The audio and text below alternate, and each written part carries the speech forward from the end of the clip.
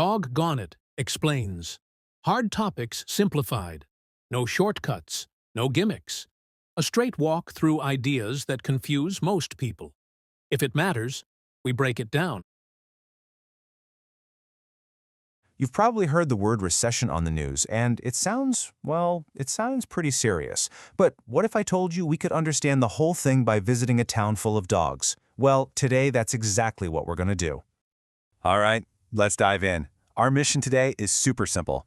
We're taking a pretty complex economic idea and breaking it down so that it's easy for pretty much anyone to get. So let's just start with the big question. We see it in headlines, we hear politicians talk about it all the time, but what does it actually mean when people say the economy is in a recession? To wrap our heads around this, we're going to forget the complicated charts and graphs for a little while, and instead, we're going to take a trip to a very special place called Dogland. Seriously, just trust me on this. It's all going to make perfect sense. Okay, first things first. Let's see what Dogland looks like when everything is going great. This is our baseline, a healthy, happy economy where all the tails are wagging. So, the secret to a thriving Dogland is actually really simple. Money is always on the move. It's flowing in this constant, healthy circle, from one dog's paw to the next. And here's what that actually looks like in practice. Dogs have jobs. Maybe they're professional stick fetchers or expert groomers, and for that work, they earn money. With that money, they go out and buy all the stuff they want. Bones, tasty treats, squeaky toys. All that spending means the local shops are busy, so they can hire even more dogs and order more toys. It's this fantastic, virtuous cycle that keeps the whole economy just humming along. But what happens when that happy cycle gets broken? Well, this is where the slowdown begins, and you start to see the wagging stop. It all kicks off with a change in behavior, and this is often triggered by something big. Maybe there's a wobble in the housing market, a global pandemic, or maybe just the price of kibble suddenly goes through the roof. Whatever the cause, the dogs start to get worried. They get nervous about their jobs, and so they spend less. They start holding on to their money instead of buying that extra chew toy. Now, this is where it gets really interesting, because a chain reaction starts. First, you've got less spending.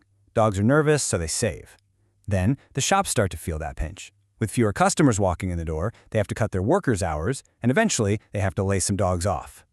And here's the kicker, step 3. This just makes the whole problem worse. The dogs who just lost their jobs now have no money to spend at all. This is that negative feedback loop that is the real engine of a recession.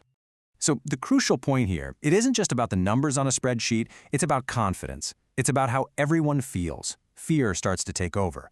The dogs stop taking risks, they stash their money away for a rainy day, and that entire flow of the economy just slows to a crawl. Okay, so we get what's happening in Dogland. The story makes sense. But how does this all translate into the real world? Let's take a look at the actual data and the terms that economists use to measure all this stuff. The official definition is actually pretty straightforward. A recession is simply a period of time when the economy as a whole is shrinking, and it has to last for more than just a couple of months to be considered a real trend. And the main yardstick we use to measure that shrinking or growing is something called GDP, which stands for Gross Domestic Product. The easiest way to think of it is as Dogland's total report card. It adds up the value of every single bone, every toy, and every grooming session produced over a year. And this illustrates the difference perfectly. When the economy is healthy, which we call an expansion, that GDP number is going up. More stuff is being made and sold. But during a recession, GDP is actively shrinking. The economy is producing less than it was before. Simple as that. And because declaring a recession is such a huge deal, it's not just some random person's opinion. In the United States, there's a special committee of economists, the NBER, and it's their job to make the official call. They look at all the data, from jobs to income, before they finally say, yup, it's a recession.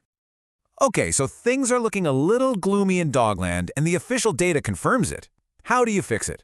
Let's head back to our furry friends to see what can actually be done to get those tails wagging again. The good news is, Dogland isn't just left to fend for itself.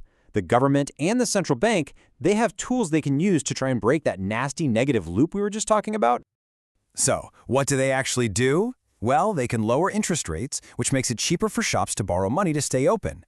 Sometimes they'll even send money directly to every single doggy household to try and encourage spending. They might also kick off some big public projects, like building brand new dog parks, which creates jobs for construction dogs and gets money flowing again. The goal of all of this? To restart that cycle.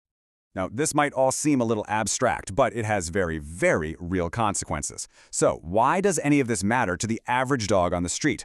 Let's take a look from the view of the kennel. A recession isn't just a number you see on a screen. For individual dogs, it means there are fewer job opportunities out there.